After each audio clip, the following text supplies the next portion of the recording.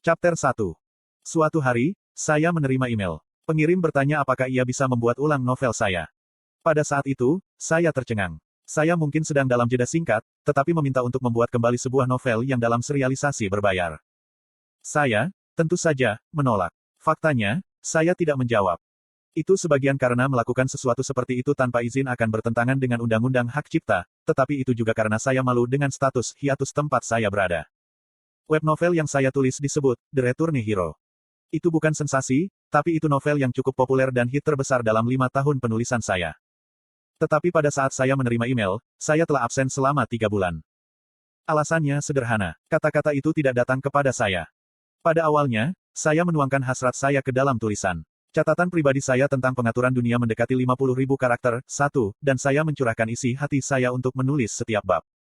Tetapi setelah 1 tahun menulis, saya jatuh ke dalam keterpurukan yang parah. Meski begitu, novel berlanjut selama 6 bulan, mencapai tahap pertengahan akhir cerita. Tetapi karena saya memaksakan diri untuk menulis, ceritanya penuh lubang plot, dan kepribadian para karakter telah runtuh. Tidak mengherankan, jumlah pembaca turun setiap hari.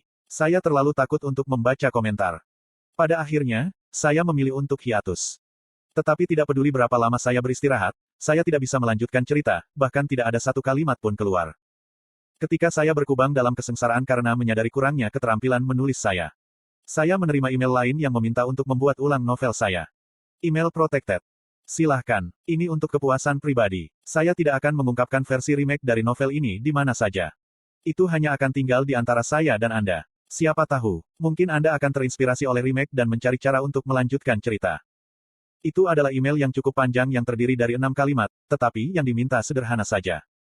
Dia ingin membuat ulang novel saya untuk kepuasan diri.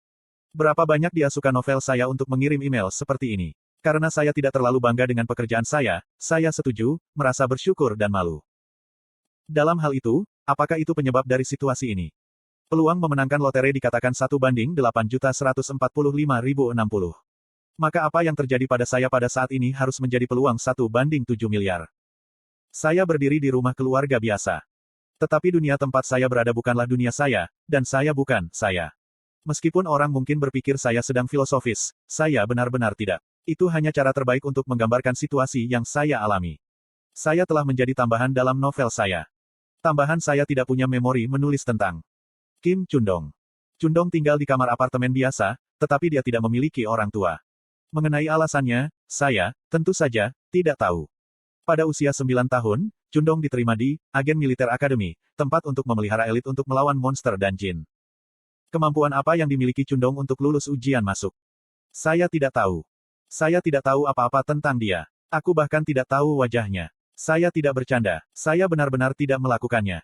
Ketika saya melihat ke cermin, itulah yang saya lihat, lonjong dengan tanda tanya. Kepemilikan tubuh gila, atau transmigrasi, ini sama sekali tidak masuk akal. Aku tidur seperti hari-hari lainnya, tetapi ketika aku bangun, aku mendapati diriku pada hari terakhir semester di Akademi Militer Agen. Awalnya, saya punya 2 kecurigaan. Pertama adalah bahwa saya sedang dikerjai. Tapi ide itu gagal hanya dalam 5 detik. Saya bahkan tidak bisa repot-repot menjelaskan alasannya. Kedua, saya bermimpi. Tapi aku secara alami datang untuk menolak gagasan itu. Seperti yang diketahui semua orang, pemikiran berada dalam mimpi tidak pernah terpikirkan oleh orang-orang yang bermimpi, dan yang lebih penting, tidak ada mimpi yang berlanjut selama 2 minggu dengan kenyataan yang begitu jelas.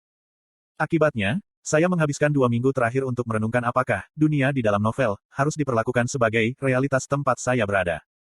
Ding dong. Tata gelombang. Seperti yang telah saya lakukan dalam 2 minggu terakhir, saya berbaring di tempat tidur dan menatap kosong ke langit-langit ketika alarm ponsel cerdas saya mulai berdering. Melirik ke atas, saya melihat bahwa sudah waktunya untuk pergi ke sekolah. Kenapa aku harus pergi ke sekolah? 13 hari yang lalu, itu adalah kelulusan agen Akademi Militer. Tetapi yang lulus hanyalah taruna non-pejuang, dan taruna non-pejuang tidak bisa disebut pahlawan. Taruna kelas tempur harus menghadiri akademi selama 3 tahun lagi.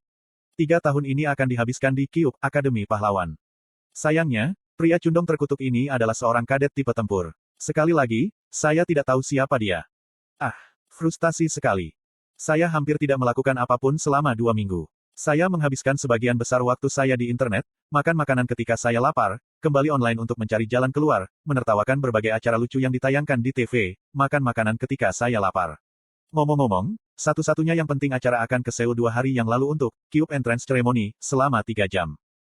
Saya tidak ingin pergi, tetapi saya tidak punya pilihan lain karena saya diberitahu bahwa saya akan dikeluarkan jika saya tidak hadir.